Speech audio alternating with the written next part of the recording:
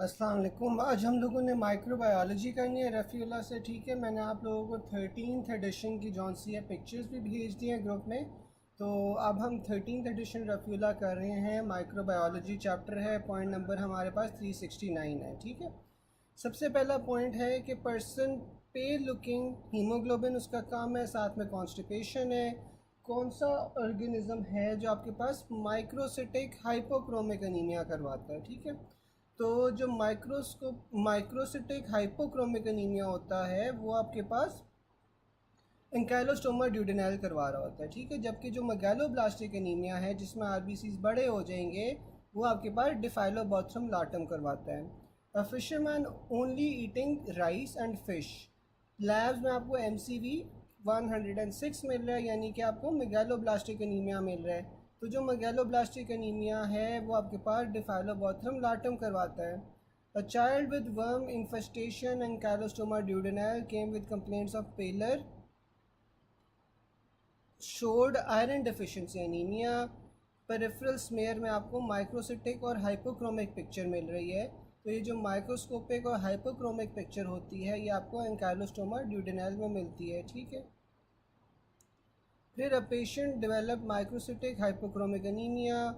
Microscopy पे आपको stools मिले, ऑन माइक्रोस्कोपी ऑफ स्टूल्स आपको एग्स मिले हैं। Which of the following is most likely responsible for this condition, तो आपके पास वो एंकाइलोस्टोमा ड्यूडेनाइल आ जाता है। फिर ना आपके पास लिवर की एब्सेसेस आ जाती हैं। ठीक है, तो लिवर एब्सेसेस में हमारे पास एक हाइड्रेटेड लिवर डिजीज़ है, फिर पायोजेनिक लिवर एब्सेस है और फिर अमीबिक लिवर एब्सेस है। ठीक है, जो अमीबिक लिवर एब्सेस होती है उसकी सबसे कॉमन साइट क्या होती है, तो वो आपके पास सीकम होती है। अब अमीबिक लिवर एब्सेस जो सा होता है वो आपके पास एंकाइलो वो एंट अमीबा हिस्टोलिटिका करवा रहा होता है। ठीक है, एंट अमीबा एंट अमीबा हिस्टोलिटिका जौन सा है वो आपके पास अमीबिक लिवर एब्सेस करवा रहा होता है। इसमें क्या होता है कि जो ट्रोफोसाइट्स होते हैं वो पोर्टल सर्कुलेशन में एंटर हो जाते हैं। इसमें आपको एक सिंगल एब्सेस मिलता है, मोस्ट कॉमनली राइट लोब में, और ये इन्वॉल्व करता है सीकम को। सीरोलॉजी में आपको क्या मिलेगा, आपको एंटीबॉडीज़ मिलेंगी against the ant amoeba histolytica 95% patients में, और साथ में आपने इसमें मेट्रोनिडाजोल देनी है। ठीक है, फिर आपके पास आ जाता है पायोजेनिक लिवर एब्सेस। जो पायोजेनिक लिवर एब्सेस है ये नॉर्मली क्यों होना चाहिए, बैक्टीरियल इन्फेक्शंस की वजह से होना चाहिए ना। तो इसमें आपके पास इकोलाई आ जाता है जो सबसे कॉमन होता है, फिर स्ट्रेप्टोकोकस मलेरिया आ जाता है, स्ट्रेप्टोकोकस फेकालिस आ जाता है और साथ में बैक्टीरियोइड्स आ जाते हैं। इसमें आपके पास होता है कि आपके पास ना असेंडिंग इन्फेक्शन हो रही होती है ड्यू टू बिलरी ऑब्स्ट्रक्शन। तो आप देखो, अगर आपके पास बाइल डक्ट ऑब्स्ट्रक्ट हुई हुई है तो बाइल डक्ट ऊपर क्या होता है, लिवर होता है ना, जहाँ से आपके पास ये बाइल डक्ट ओरिजिनेट कर रही होती है, तो ये आपके पास लिवर में भी चला जाता है। और spread from empyema of gall bladder, इसमें आपके पास लिवर में मल्टीपल एब्सेसेस मिल रही हैं। जो अमीबिक लिवर एब्सेस था उसमें आपको एक सिंगल एब्सेस मिल रही थी, सबसे कॉमनली राइट लोब में। जो पायोजेनिक लिवर एब्सेसेस में आपके पास मल्टीपल एब्सेसेस आ जाएंगी। और इसमें आपने डायग्नोसिस कैसे करना, आप अल्ट्रासाउंड एब्डोमेन करवाओगे, साथ में आप ALP करवाओगे। तो ALP रेज्ड होगा, क्यों रेज्ड होगा, क्योंकि ये आपके पास बिलरी ट्रैक की ऑब्स्ट्रक्शन करवा रही है। इसमें आपने एम्पिसिलिन और सिप्रोफ्लॉक्सिसिन दे देनी है। फिर आपके पास हाइड्रेटेड लिवर डिजीज़ आ जाती है।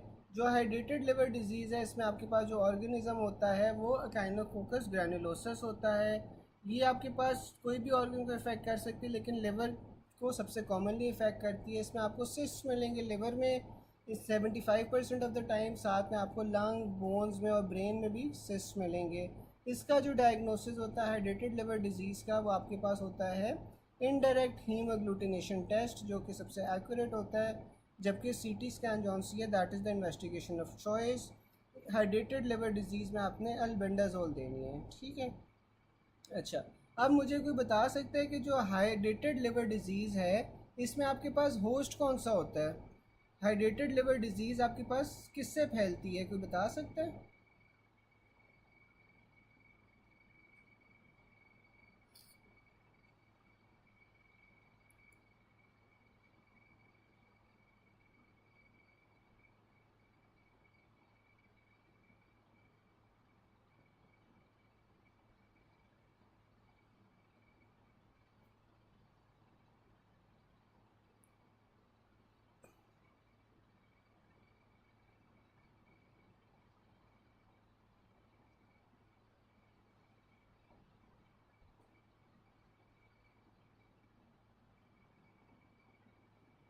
अच्छा, अब इसमें जो डॉग्स होते हैं ना, जिस तरह डॉक्टर इकरा कह रही हैं और डॉक्टर सबीहा ने बताया है कि जो डॉग्स होते हैं ना वो आपके पास इसमें डेफिनेटिव होस्ट होते हैं, ठीक है।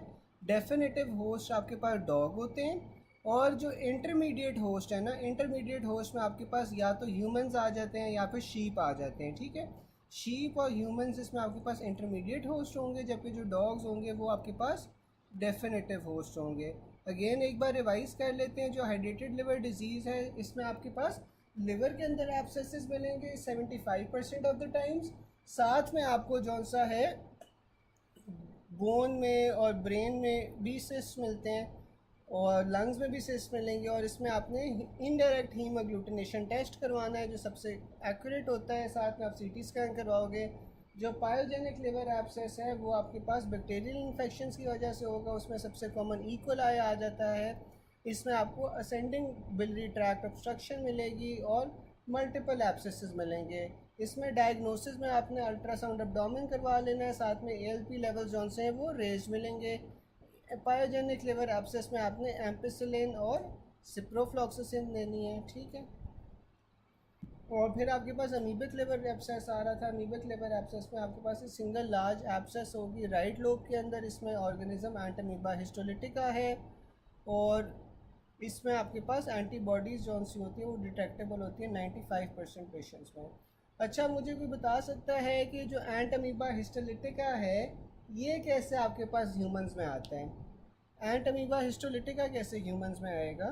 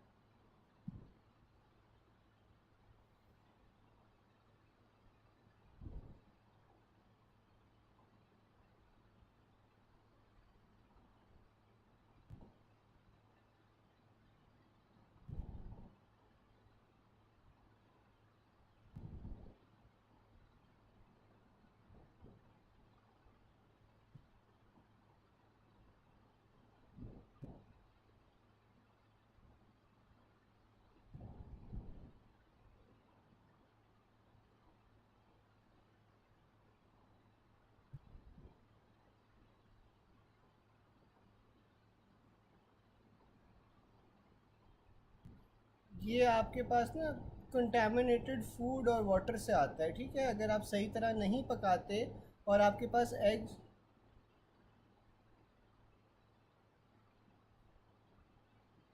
अच्छा, अच्छा, जो आपके पास अमीबिक लिवर एब्सेस है ना, जो आपके पास एंट अमीबा हिस्टोलिटिका से बन रहा है।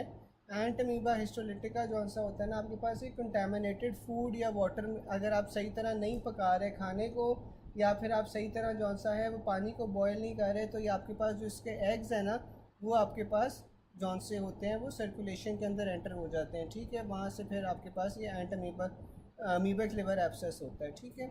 और जो पायोजेनिक है,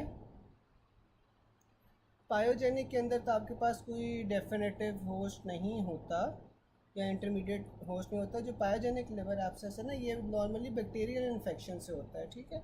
और ये ह्यूमंस में ही हो रहा होता है। जो आपके पास डेफिनेटिव और इंटरमीडिएट होस्ट है ना वो आपके पास हाइड्रेटेड लिवर डिजीज़ के ही आते हैं, ठीक है। फिर अगले की तरफ चलते हैं।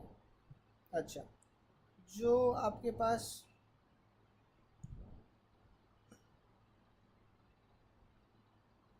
अच्छा, जो आपके पास एक सेकेंड मुझे देना।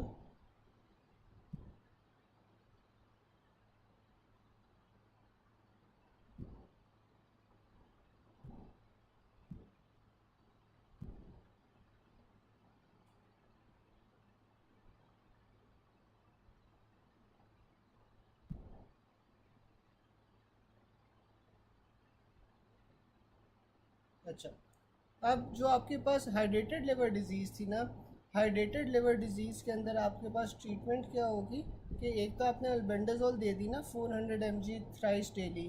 साथ में आपने, और वो 30 डेज़ के लिए देनी है। जो सर्जिकल ट्रीटमेंट होगा, सर्जिकल ट्रीटमेंट में आपके पास ERCP आ जाएगा। जो पायोजेनिक लिवर एब्सेस है उसमें हमने एंटीबायोटिक्स दे रहे थे, कौन कौन सी दे रहे थे, एम्पिसिलिन और सिप्रोफ्लॉक्सिसिन दे रहे थे, और साथ में आप इसके मेट्रोनिडाजोल देते हो। अगर आपके पास पेनिसिलिन एलर्जिक है तो आपने साथ में फिर सिप्रोफ्लॉक्सिसिन और क्लिंडामाइसिन दे देनी है।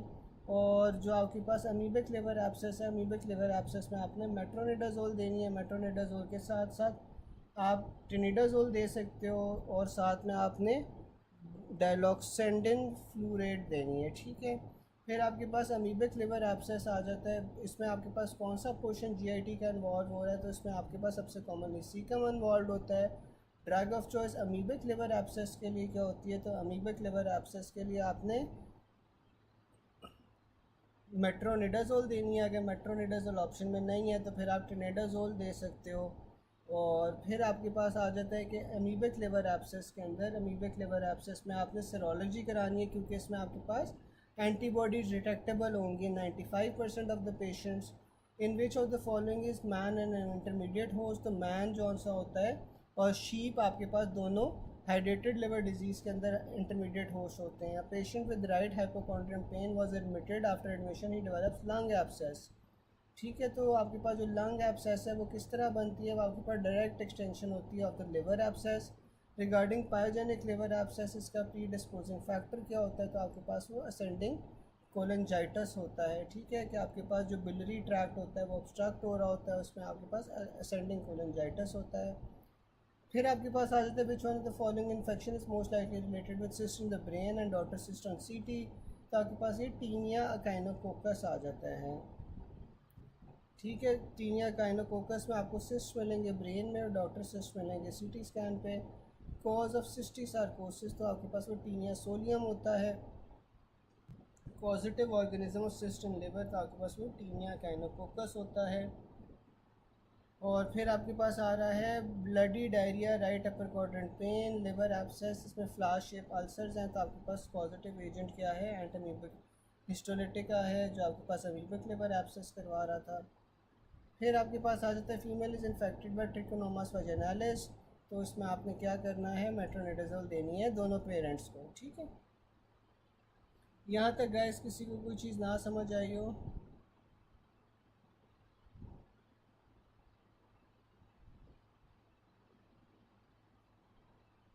हाँ हाँ, टीनिया काइनोकोकस बिल्कुल सही है।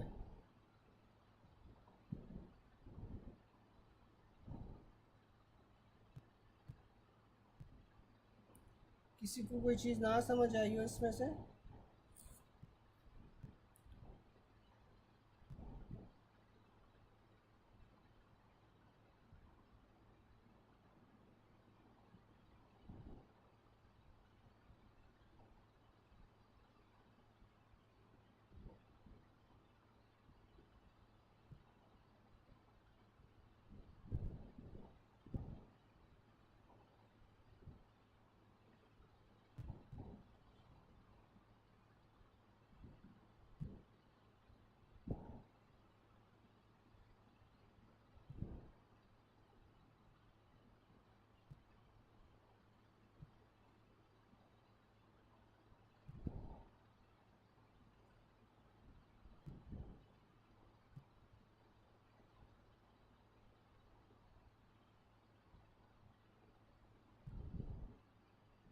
जो आपके पास टीनिया सोलियम होता है ना, टीनिया सोलियम आपके पास जो सा होता है वो पोक टेपवर्म होता है। ठीक है, और टीनिया सोलियम जो सा होता है उसमें डेफिनेटिव होस्ट जो सा होता है वो ह्यूमन होता है। और जो आपके पास अडल्ट टेपवर्म है ना, वो आपके पास अडल्ट वो सॉरी इंटेस्टाइनल ट्रैक्ट में होता है। और जो टीनिया सोलियम, क्योंकि ये पोक टेपवर्म है तो इसका इंटरमीडिएट होस्ट जो सा होगा वो पिग्स होंगे। ठीक है, और इसमें आपके पास ट्रांसमिशन कैसे होती है कि आपके पास जो ह्यूमंस हैं वो अंडर कुक पोर्क खा लेते हैं, जिस वजह से इसकी ट्रांसमिशन होती है। जो अकाइनोकोकस है, टीनिया अकाइनोकोकस, उसमें आपके पास क्या होता है कि ये आपके पास जो सा होता है ना, हाइड्रेटेड सिस्ट की वजह से होता है। ठीक है, और ये हाइड्रेटेड सिस्ट की वजह से होगा जो टीनिया काइनोकोकस है। ठीक है, तो दोनों फ़र्क हैं।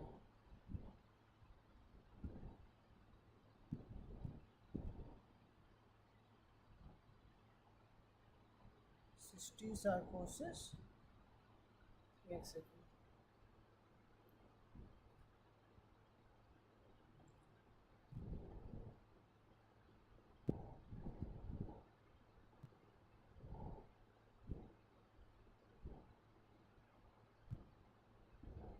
जो सिस्टिसार्कोसिस होता है ना, ये आपके पास इन्फेक्शन होती है जो कि आपके पास पोक टेपवर्म या टीनिया सोलियम की वजह से ही हो रही होती है, ठीक है।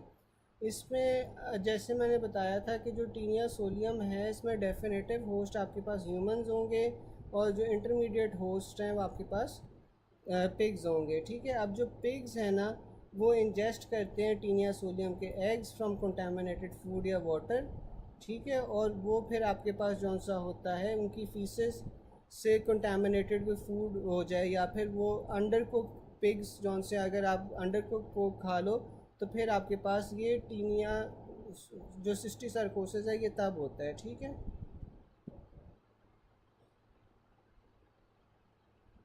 डॉक्टर आमना, डॉक्टर इकरा समझ आ गए?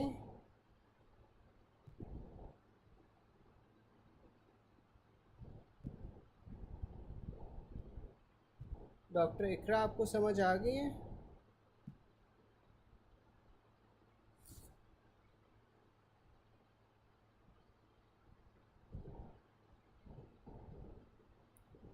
फिर आपके पास आ रहा है most common organism causing peritonitis after abdominal surgeries. तो एब्डोमिनल सर्जरीज के बाद आपके पास जो ऑर्गेनिज्म सबसे कॉमनली पेरिटोनाइटिस करवा रहा होता है वो आपके पास बैक्टीरियोइड्स होते हैं, ठीक है। अब आपके पास स्पॉन्टेनियस बैक्टीरियल पेरिटोनाइटिस या फिर हाली पेरिटोनाइटिस जौन सा है ना, वो इकोलाई करवा रहा होता है, क्योंकि आपके पास इकोलाई जौन सा होता है वो नॉर्मली आपके पास जीआईटी में होता है। और अगर आपके पास स्पॉन्टेनियस बैक्टीरियल पेरिटोनाइटिस हुआ या हाली पेरिटोनाइटिस हुआ है तो आपके पास वो इकोलाई करवाएगा। फिर आपके पास पायोजेनिक पेरिटोनाइटिस आ जाता है, और अगर कोई भी सर्जरी हुई है या सर्जिकल मैनिपुलेशन हुई है तो उसके अंदर आपके पास बैक्टीरियोइड्स आ जाएंगे।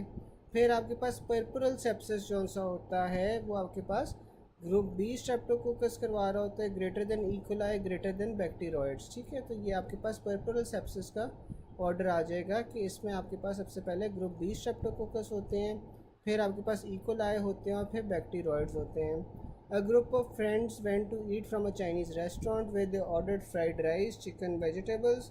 After 6 hours, presented with vomiting, diarrhea, abdominal cramps. तो आपके पास इसमें क्या है, बैसिलस सीरस। अब ये जो बैसिलस सीरस होता है ना, ये नॉर्मली आपके पास रीहीटेड राइस की वजह से होता है।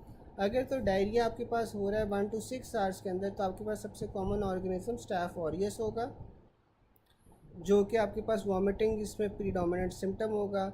अगर आपके पास राइस की हिस्ट्री है तो आपके पास 1 to 6 आवर्स के अंदर आपके पास बैसिलस सीरस हो जाएगा। अगर आपके पास डायरिया हो रहा है विद इन 12 to 48 आवर्स तो उसमें आपके पास साल्मोनेला और इकोलाई आ जाते हैं, इसमें आपको एब्डोमिनल क्रैम्प्स और नोजिया मिलेगा। फिर आपके पास डायरिया अगर 48 से 72 आवर्स के बाद हुआ है तो इसमें आपके पास शिगेला और कैम्पाइलोबैक्टर आ जाएंगे। अगर आपके पास डायरिया ग्रेटर देन 7 डेज़ है तो इसमें आपके पास GRDSs और MBSs आ जाएंगे, ठीक है। तो 1 से 6 आवर्स के अंदर अगर डायरिया हो रहा है तो आपके पास स्टाफ ऑरियस होगा और साथ में आपके पास बैसिलस सीरस होगा। अगर आपके पास आधे दिन से लेकर 2 दिन तक 12 आवर्स से 48 आवर्स तक आपके पास डायरिया हो रहा है तो इसमें जो ऑर्गेनिज्म होगा वो आपके पास साल्मोनेला होगा और इकोलाई होगा। फिर आपके पास 48 आवर्स से 72 आवर्स तक अगर डायरिया हो रहा है तो उसमें आपके पास शिगेला और कैम्पाइलोबैक्टर आ जाएंगे, और अगर डायरिया ग्रेटर देन 7 डेज़ है तो आपके पास GRDSs और MBSs आ जाएंगे। Bacillus occurs with reheated rice, staph aureus occurs with meats, mayonnaise, custard and preformed toxin. A child had eaten from a restaurant, then had bloody diarrhea, petechia, facial swelling. Peripherals picture में आपको शिस्टोसाइट्स मिले हैं, तो ये आपके पास haemolytic uraemic syndrome आ जाएगा, ठीक है। ये हीमोलिटिक यूरेमिक सिंड्रोम आ जाएगा जिसमें आपके पास ब्लडी डायरिया हो रहा है, पेटिकिया है, फेशियल स्वेलिंग है। पेरिफेरल ब्लड पिक्चर में आपको शिस्टोसाइट्स मिले हैं। फिर आपके पास अगला पॉइंट आ रहा है डायरिया इन HIV। तो HIV वालों के अंदर ऑलरेडी क्योंकि वो इम्यूनो कॉम्प्रोमाइज होते हैं, तो आपके पास डायरिया जौन सा है HIV पेशेंट्स के अंदर वो क्या करवा रहा होता है, क्रिप्टोस्पोडियम करवा रहा होता है। फिर आपके पास कॉलरा टॉक्सिन जो विब्रियो कॉलरा से आता है वो राइस वाटर डायरिया करवाता है। हीट स्टेबल और हीट लेबाइल आपके पास जो एंटेरोटॉक्सिन्स हैं वो इकोलाई के होते हैं, इसके विरुलेंस फैक्टर्स होते हैं, और ये आपके पास वाटरी नॉन ब्लडी डायरिया करवाते हैं। जबकि आपके पास Shiga toxin, verotoxin, Shiga like toxin, ये भी सारे इकोलाई के ही विरुलेंस फैक्टर्स हैं, लेकिन ये ब्लडी डायरिया करवाएंगे, यानी कि डिसेंट्री करवाएंगे। हीट स्टेबल एंटेरोटॉक्सिन या स्टैफिलोकोकल एंटेरोटॉक्सिन स्टाफ, और ये सब कहाँ पे यूज़ कर रहे हो, फूड पॉइजनिंग में यूज़ कर रहे हो। ठीक है गाइस, यहाँ तक किसी को कोई चीज़ ना समझ आई हो?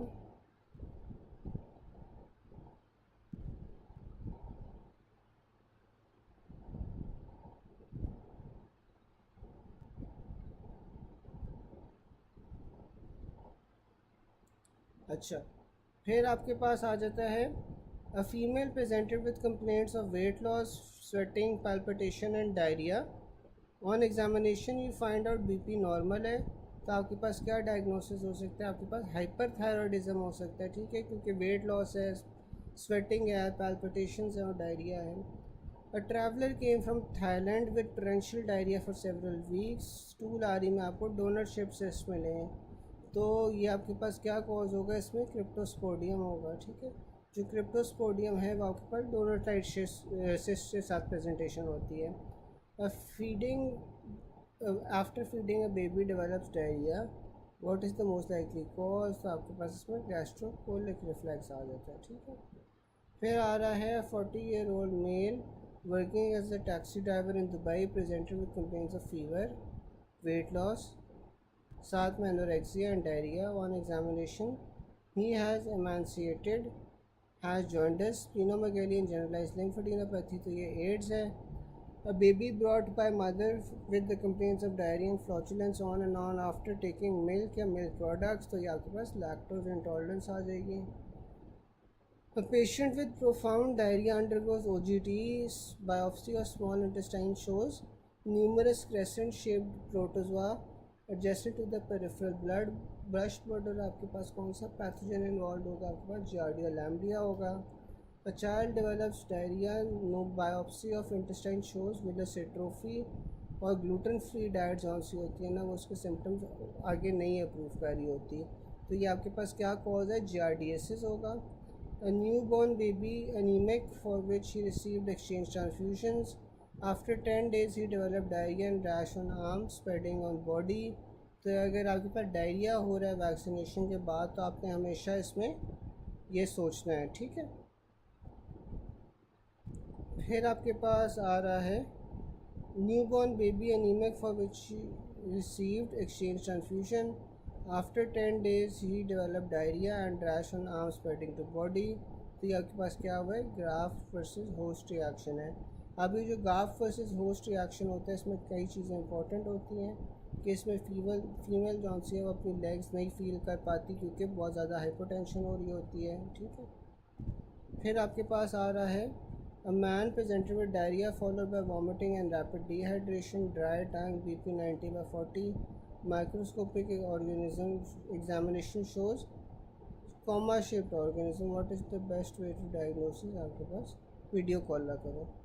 A mother brings her child complaints of diarrhea and weight loss biopsy of two nuclear groups with pear-shaped, आपके पास वो giardiasis होगा। ठीक है, जो सबसे करेक्टरिस्टिक साइन और सिम्टम होता है क्लोस्ट्रीडियम बोटुलिनम का, वो आपके पास फ्लासिड पैरालिसिस होता है और रेस्पिरेटरी मसल्स। अब जो आपके पास विब्रियो कॉलरा है वो आपके पास डायरिया करवाएगा, बाय विच मैकेनिज्म, तो विब्रियो कॉलरा जो है वो आपके पास क्लोराइड चैनल की ओपनिंग करवाता है, जिसके पीछे फिर आपके पास सोडियम और वाटर भी चले जाते हैं। Gram positive coccobacillus with tumbling motility diarrhoea, आपके पास ये लिस्टेरिया होगा। Also remember most common carbohydrate malabsorption is due to deficiency of lactase. ठीक है, तो आपकी सोसाइटी के अंदर जौन सी है ना वो lactase.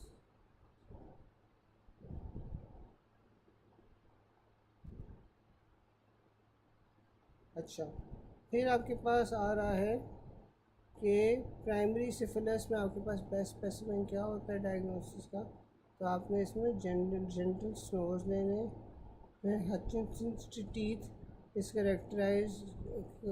Characteristic of organo fishing membrane.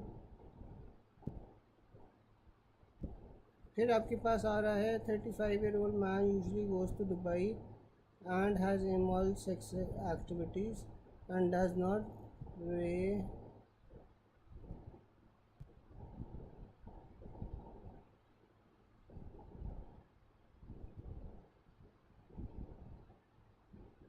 अच्छा, फिर आपके पास आ जाता है a man who is sexually active was diagnosed with syphilis.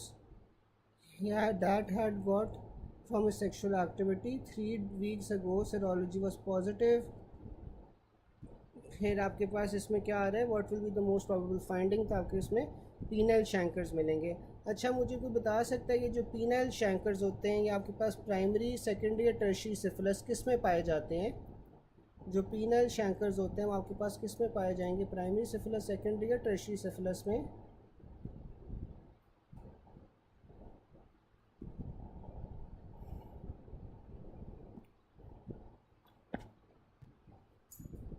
बिल्कुल प्राइमरी सिफिलिस में होते हैं।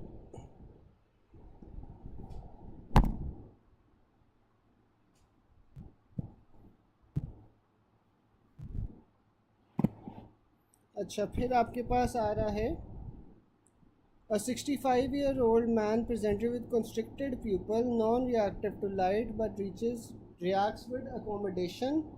The patient iris is depigmented in patches. He also gives history of suffering from syphilis. तो ये आपके पास आर्गाइल रॉबर्टसन प्यूपल आ जाता है, ठीक है।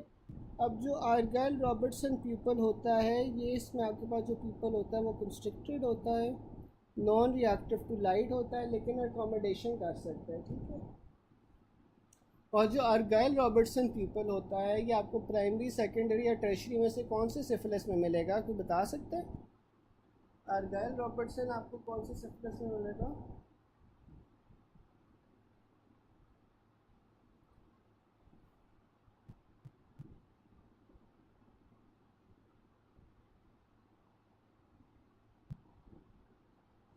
बिल्कुल, आर्गाइल आपको टर्शरी सिफिलिस में मिलता है।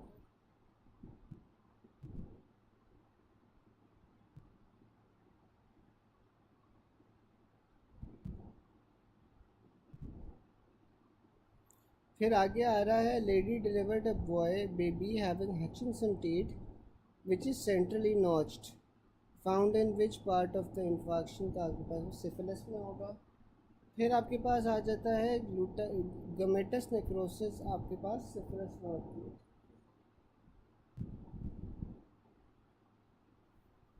फिर आपके पास आ रहे हैं बर्किट्स लिम्फोमा इन एड्स, तो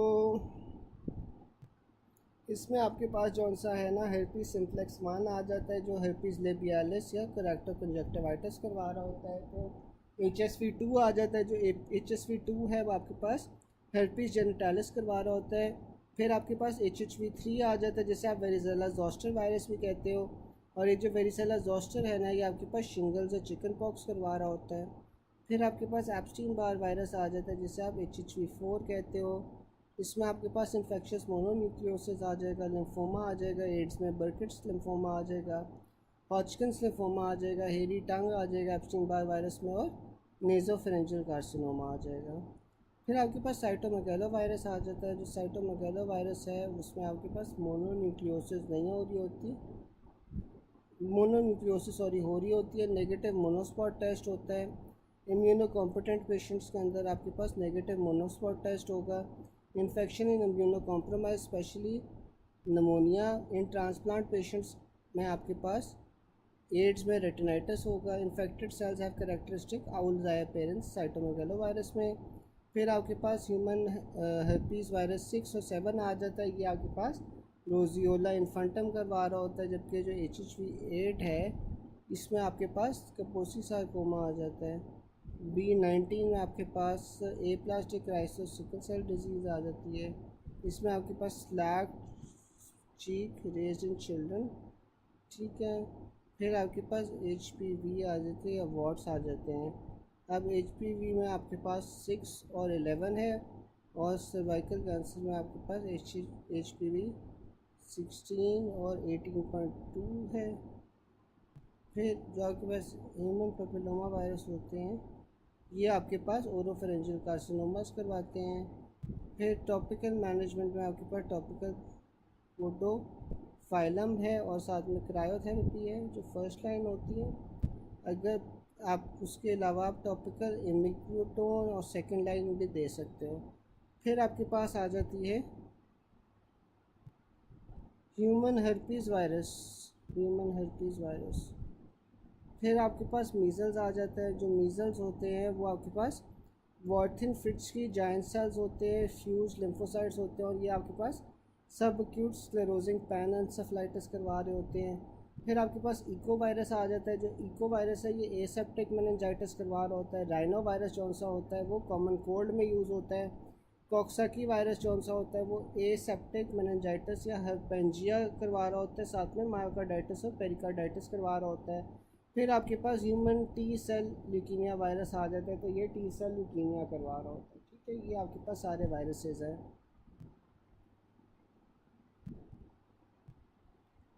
ठीक है। अच्छा गाइज़, आपसे एक छोटी सी रिक्वेस्ट ये है कि आज ना मेरी तबीयत नहीं सही, तो आज ना जितना आज हमने पढ़ा है दैट इज़ इट।